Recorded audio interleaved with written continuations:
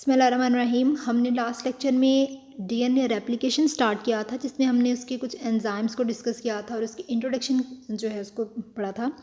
तो आज हम उसके स्टेप्स के बारे में पढ़ेंगे। तो हमने डीएनए के बारे में स्टडी किया था कि डीएनए रेप्लिकेशन में कि डीएनए अपने ही जैसा जो है अपनी एक कॉपी बना लेता है, जिसको हम डीएनए रेप्लिकेशन कहते हैं। यानी कि जब सेल डिवीजन होता है तो एक सेल दो सेल बनाते हैं, तो फिर इसलिए डीएनए का भी जो है डिवाइड होना बहुत ज़रूरी है कि हर सेल के पास अपना एक डीएनए हो ताकि वो अपने फंक्शंस परफॉर्म कर सके। तो अब हम इसके स्टेप्स के बारे में पढ़ेंगे डीएनए रेप्लिकेशन के, जो बहुत ज़्यादा इंपॉर्टेंट टॉपिक है और आप लोगों ने ये पहले पिछली क्लासेस में भी इसके बारे में पढ़ा हुआ है, तो थोड़ा बहुत आपको इसके बारे में आइडिया होगा। तो अब हम बात करते हैं डीएनए रेप्लिकेशन की। तो इसके 3 स्टेप्स हैं: इनिशिएशन, एलोंगेशन एंड टर्मिनेशन। सबसे पहले हम बात करेंगे इनिशिएशन की।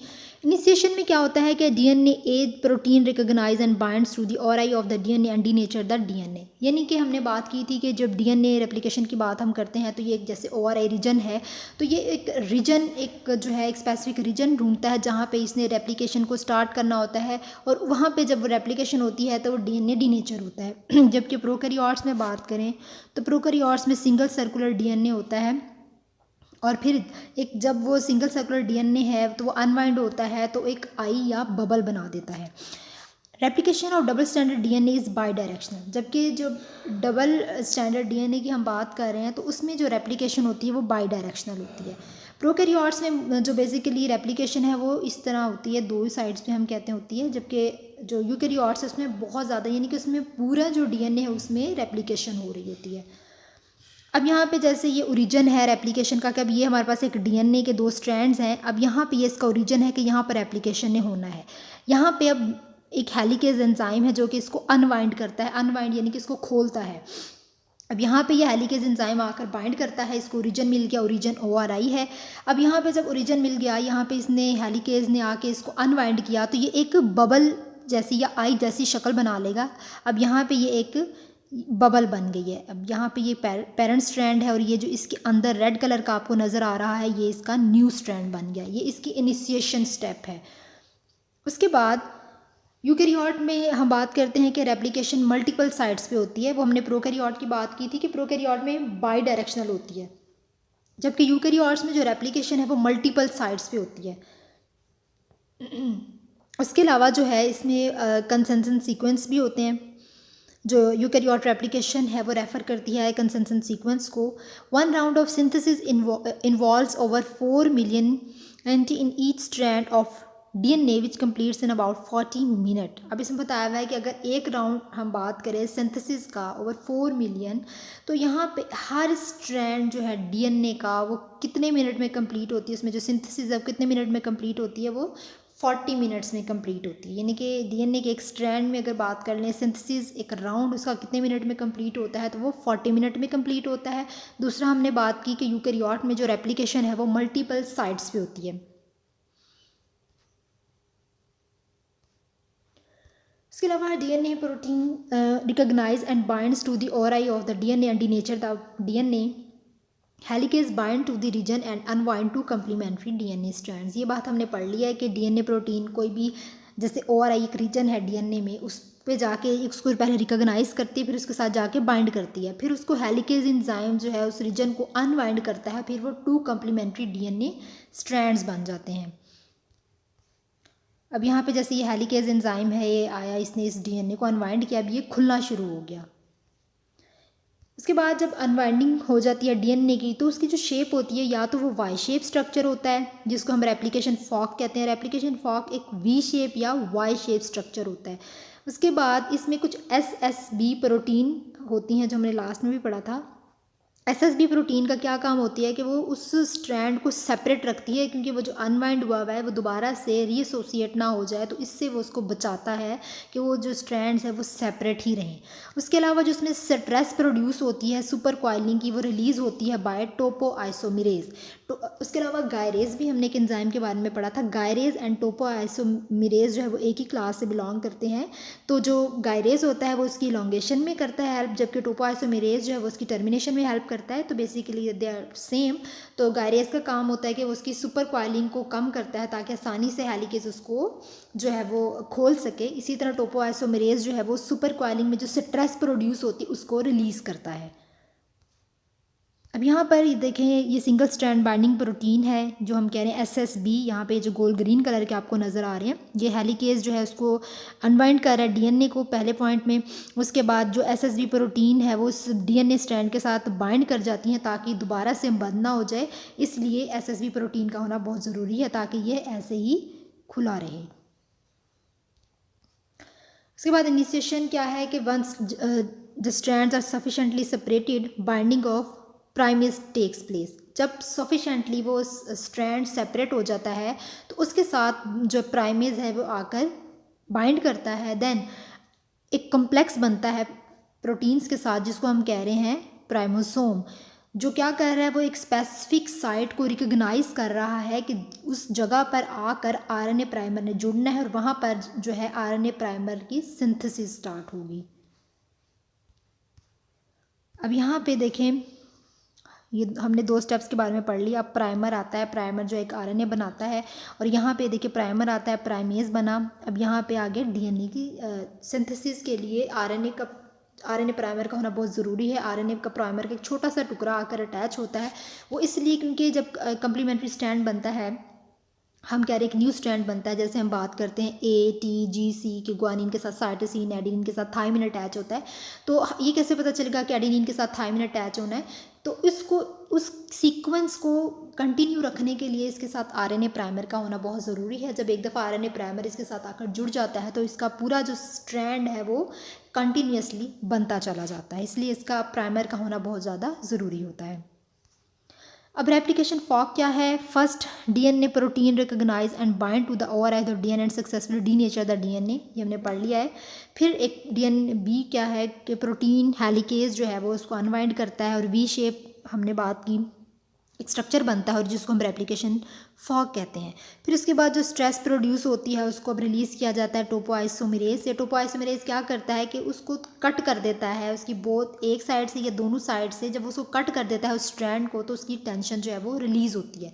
ठीक है, जैसे जैसे उसको अनबाइंड करता जाता है ना तो उसमें स्ट्रेस होती जाती है, इसलिए जो टोपोआइसोमेरेज है ना उसको वो कट कर देता है। जैसे अब यहाँ पे हमारे पास एक इस तरह का स्ट्रैंड बनता है, यहाँ से ये बबल है, यहाँ से इसको दरमियान से हम कहते हैं ये कट जाता है तो ये हाफ हो जाता है। इसी तरह ये छोटे एक पार्ट से दोनों पार्ट से इसको कट कर देता है ताकि उसमें से टेंशन जो होती है वो रिलीज़ होती है। उसके अलावा इसमें SSB प्रोटीन जो है वो अटैच हो जाती हैं जो कि इसको दोबारा से जोड़ती नहीं है, इसको ओपन रखती हैं, सेपरेट रखती हैं।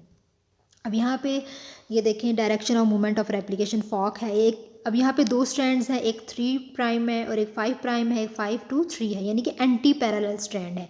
ये टोपोआइसोमेरेज है, यहाँ पर हेलिकेज एंजाइम है, SSB प्रोटीन अटैच है। अब यहाँ पे जो एक स्ट्रैंड है वो लीडिंग स्ट्रैंड होता है जबकि दूसरा होता है लैगिंग स्ट्रैंड।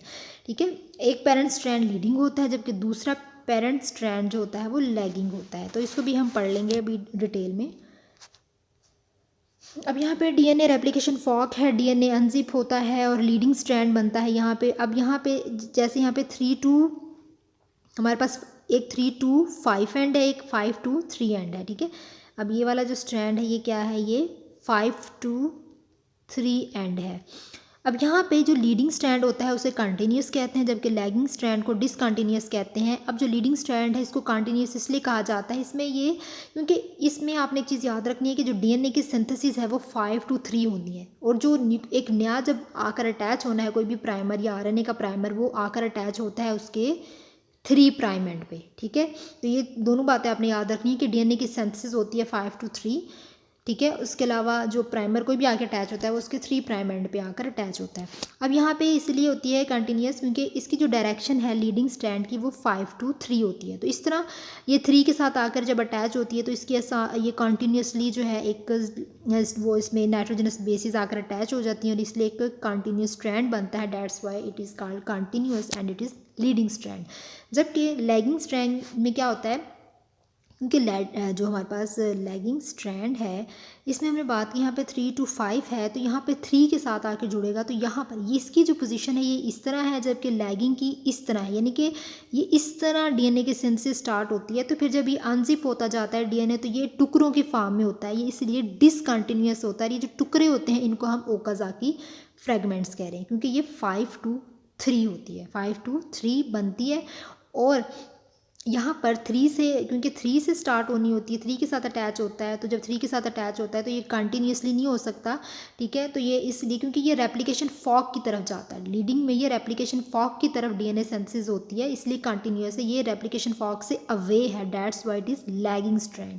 ये इस साइड पे रेप्लिकेशन फॉक है टुवार्ड्स, और ये टुवार्ड्स रेप्लिकेशन, एक सेकेंड, अच्छा ये जो है ये टुवार्ड्स रेप्लिकेशन फॉक है, ये अवे रेप्लिकेशन फॉक है। तो इसमें लैगिंग में अवे है, रीडिंग में टुवार्ड्स है। तो जब अवे होगा तो वो एक टुकड़ों की फॉर्म में होगा, यानी कि यहाँ पे खुलता जाएगा और फिर टुकड़े बनते जाएंगे, तो इस तरह ये डिसकंटिन्यूस होते हैं और इन टुकड़ों को हम ओकाज़ाकी फ्रेगमेंट्स बोलते हैं। आई होप अब आपको लीडिंग और लैगिंग का कुछ समझ आ गया होगा।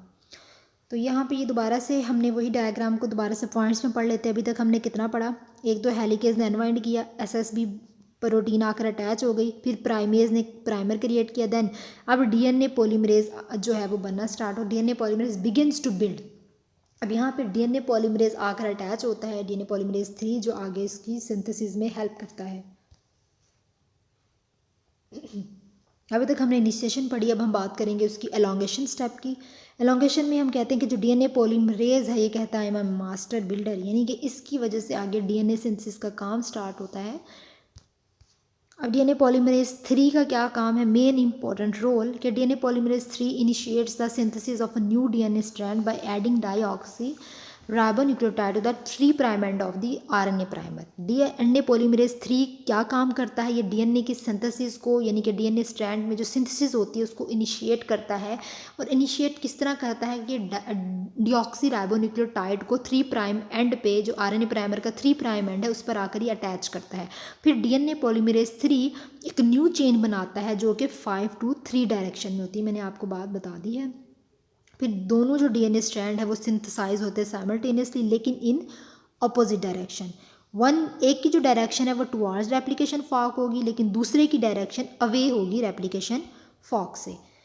अब यहाँ पर देखें ये टोपोआइसोमरेज दोबारा से वही हो गई, ठीक है। ये मैंने आपको बता दिया ओकाज़ाकी फ्रैगमेंट जो वो अवे हैं, जबकि ये वाला जो लीडिंग स्ट्रैंड है वो टुवार्ड रेप्लिकेशन फॉक होगा। अब लीडिंग स्ट्रैंड क्या होता है कि the DNA which runs in the 3 to 5' end, ठीक है, and is copied by polymerase 3 as a continuous strand requiring 1 primer. इसको एक ही प्राइमर की ज़रूरत होती है लीडिंग स्ट्रैंड को, क्योंकि ये कंटिन्यूस है, एक ही प्राइमर से अपना काम चला लेगा। इस तरह के जो स्ट्रैंड है उसे हम लीडिंग स्ट्रैंड बोलते हैं। जबकि लैगिंग स्ट्रैंड में हमने बात की 5 to 3 एंड ये चलता है, अपोजिट डायरेक्शन होती है पॉलीमरेज 3 की वजह से और डिसकंटिन्यूस मैनर होती है।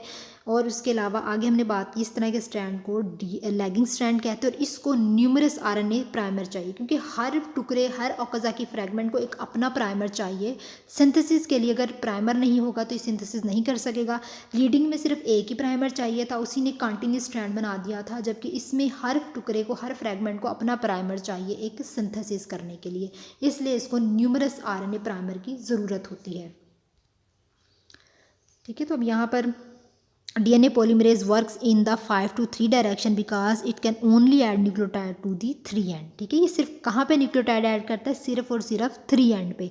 तो यहाँ पर ये ओरिजिनल डीएनए स्ट्रैंड है, ये इसका न्यू स्ट्रैंड है, ये प्राइमर है, ठीक है। यहाँ पे ये ओरिजिनल डीएनए न्यू है, उसके बाद ये लैगिंग स्ट्रैंड है, ये लीडिंग स्ट्रैंड है। अब यहाँ पे ये प्राइमर, हर फ्रैगमेंट के साथ प्राइमर अटैच होता जाता है और फिर ये अपनी सिंथेसिस करता जाता है।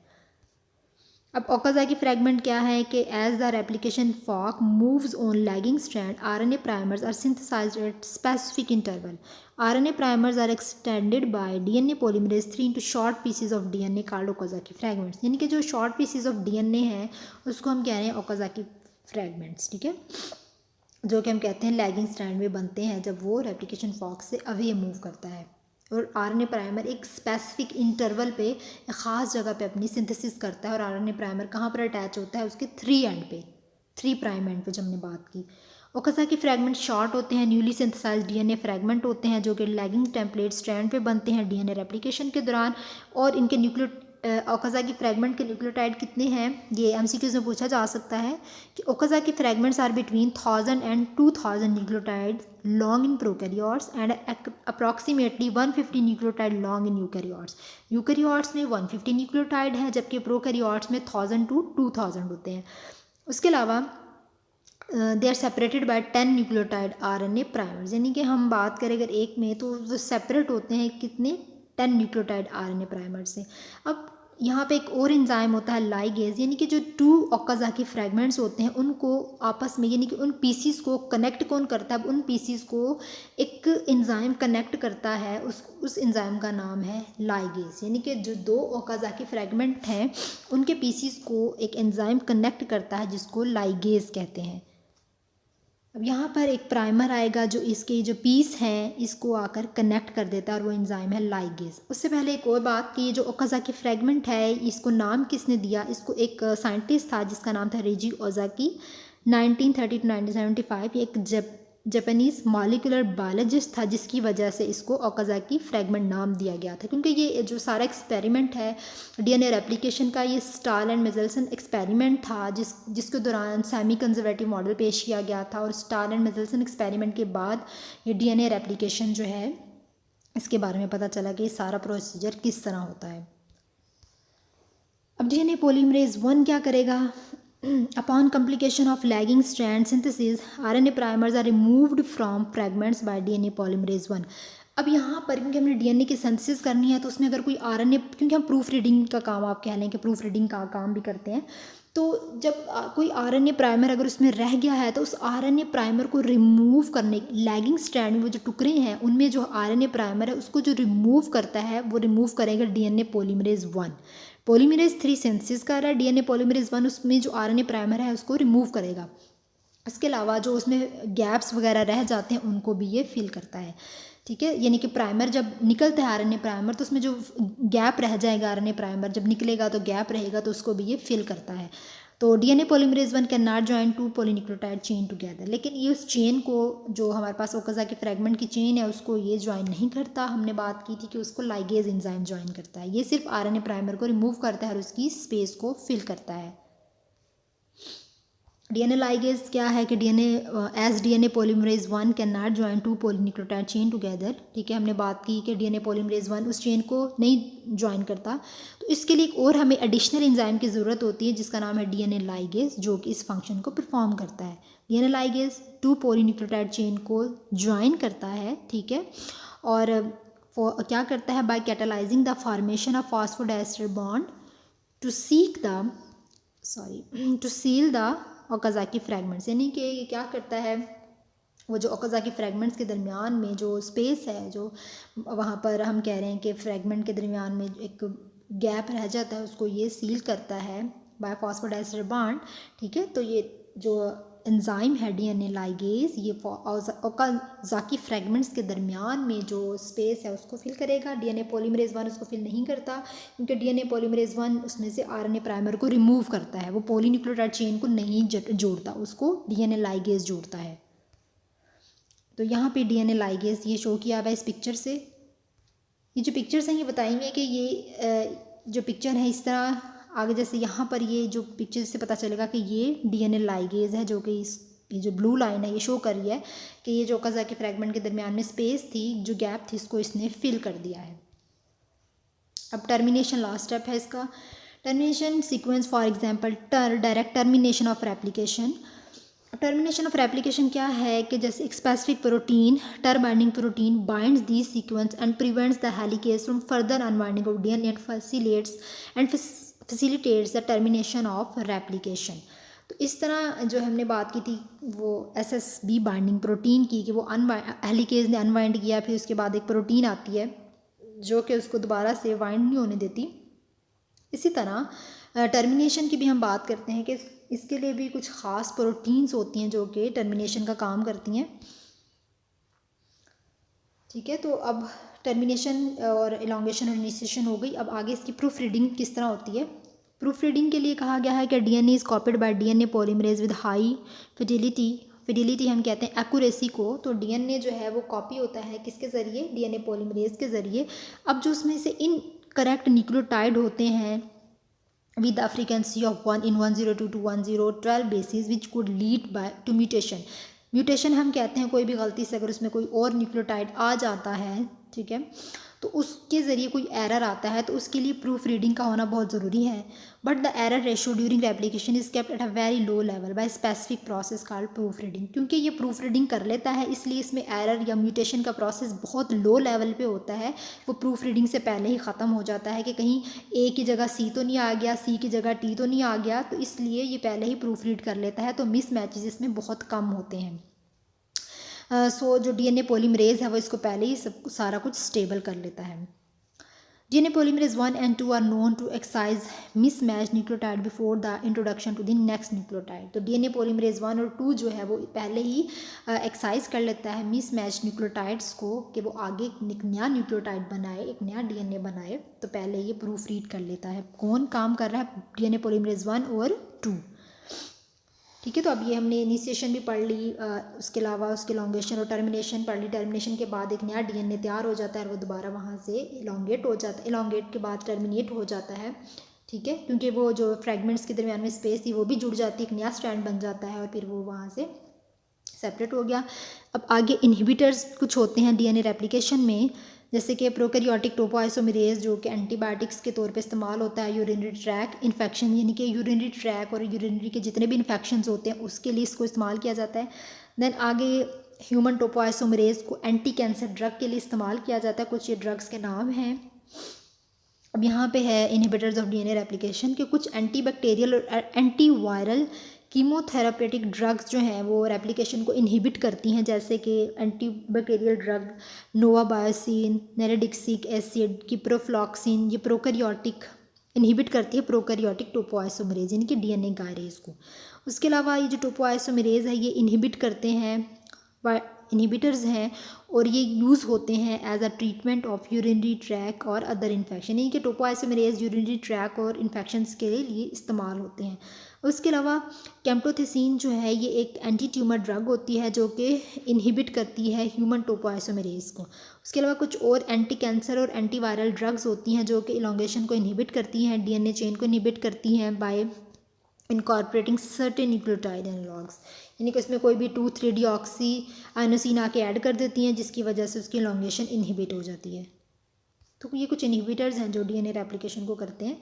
ये टेबल है उसका कि प्रोकैरियोट को टोपोआइसोमेरेज को कौन इनहिबिट कर रहा है, ह्यूमन टोपोआइसोमेरेज को कौन इनहिबिट कर रहा है और इलॉन्गेशन ऑफ चेन को कौन इनहिबिट कर रहा है। ये जो हमने पहले पढ़ा है ये उसी की एक ब्रीफ समरी है। अब difference between prokaryotic and eukaryotic DNA replication.